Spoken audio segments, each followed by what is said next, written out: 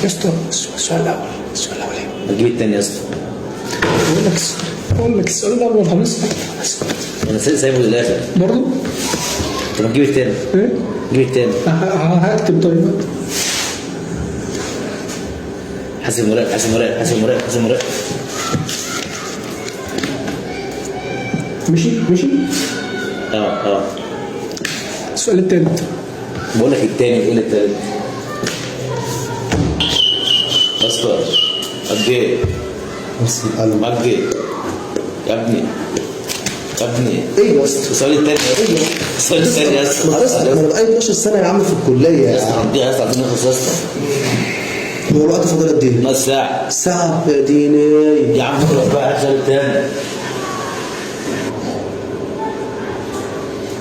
احمد